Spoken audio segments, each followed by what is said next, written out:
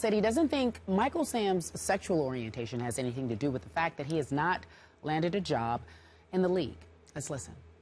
He wasn't here on our squad. We didn't play against them to have an opportunity to look at them. But what I would assume is the case is the fact that he doesn't fit in with whomever's system or anybody's system right now in terms of being able to come in and play for them at this point in time. If he could benefit someone, and he still may. A lot of things happen here in the next 3 or 4 days anyway, but he still may, and he may still get that opportunity. Do you think it has anything to do with his homosexuality? I doubt that seriously. Okay, I don't know what that was, but how about this? In short, he said he doesn't think it's his skill set. Stephen A., do you agree? No, I do not agree, respectfully. I'm not accusing Jim Caldwell of lying in any way. He's a football man. He's a God-fearing individual. He's one of the most fair-minded individuals that I've ever met associated with the NFL. He's a good man. And I'm quite sure as it pertains to him, Michael Sam's sexual orientation had absolutely nothing to do with it. But he did use words like, I would assume, I think. He doesn't know. And he can't say concretely and definitively that that had nothing to do with it any more than the rest of us can say it did have something to do with it. So we all understand that none of us know for sure what's in the minds and hearts and conscience of NFL coaches and executives throughout this league. But here's what we have to pay attention to. Even though since 1994, only 46.8% of seventh-round picks have made a roster. And over the last 4 years, that number jumped up to 52.8%. Essentially, Michael Sam making the team as on that 53-man roster was a 50-50 proposition, Skip. So we understand that. That's a 50-50 proposition. But then we have to take this reality into consideration. He's the co-defensive player of the year in the #1 football conference in America, by and large, to everybody before Alabama lost in the Iron Bowl to Auburn and ultimately lost to Oklahoma in a bowl game. Before that, the SEC were reigning 7-time national champions. They ran the show in college football. This dude was the co-defensive player of the year in that conference. He comes to St. Louis because he never should have dropped to the 7th round. Let's call it what it is. So when he got to the 7th round and he was the 249th overall pick, that in itself appeared egregious. Then he goes on a team that's considered one of the elite, if not the most elite team in the game in terms of bodies on a defensive line.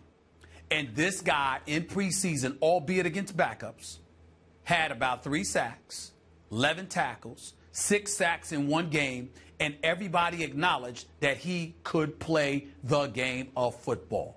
So if you can't make that squad, but you make it down to that Saturday where the roster has to be cut to 53, there's no shame in that game because we understand why, considering how deep St. Louis is.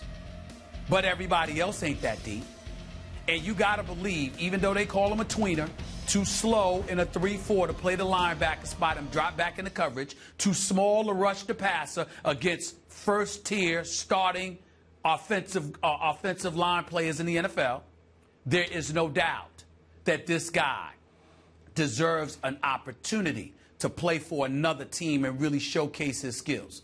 The fact that he didn't even receive, that he cleared waivers and nobody picked him up, not even for the practice squad, I'm sorry. It's just my personal opinion and my belief. But damn it, I'm not that stupid. You can't convince me that this was entirely about football. This was about more than football, and we all know what we're talking about here.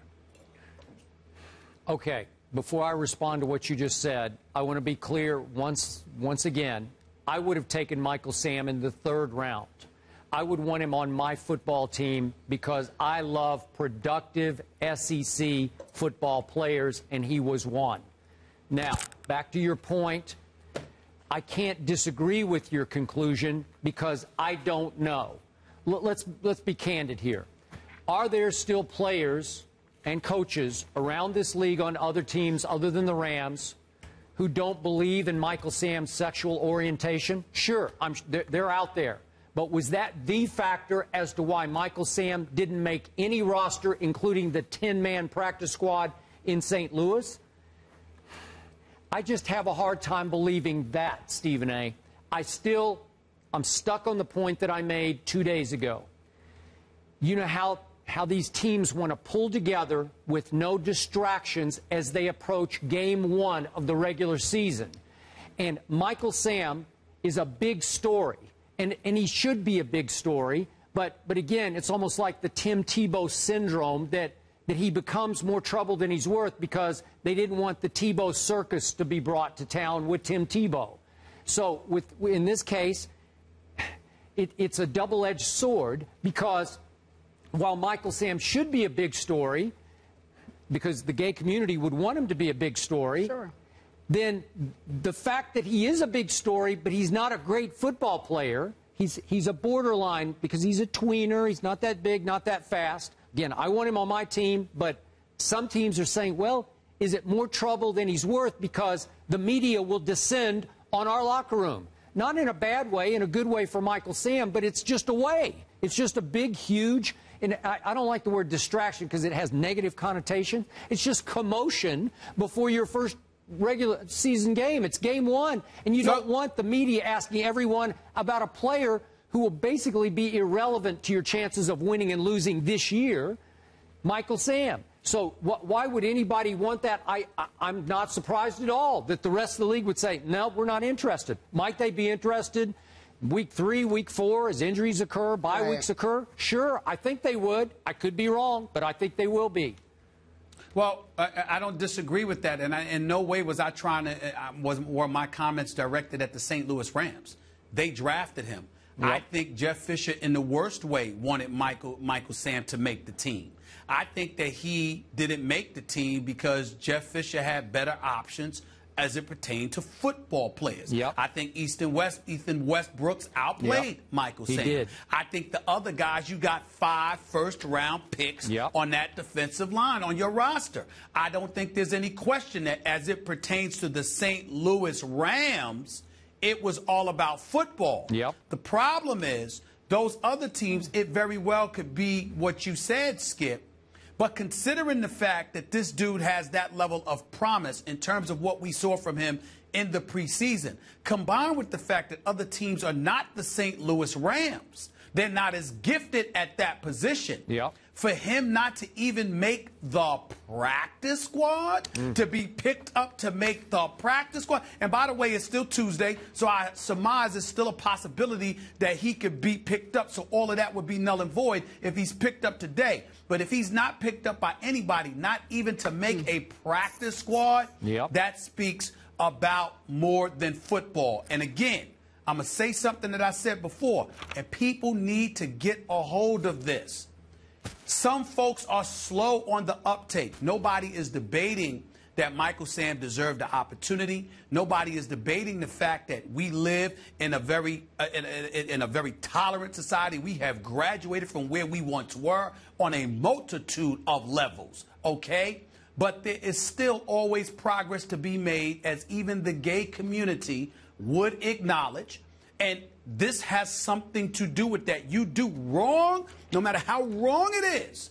There are some people, man, that are uncomfortable in the locker room with that kind of presence. And no matter how egregious we might find that, it's a reality that an executive has to take into consideration when he thinks about who he's adding to his team. We can lament it all day long.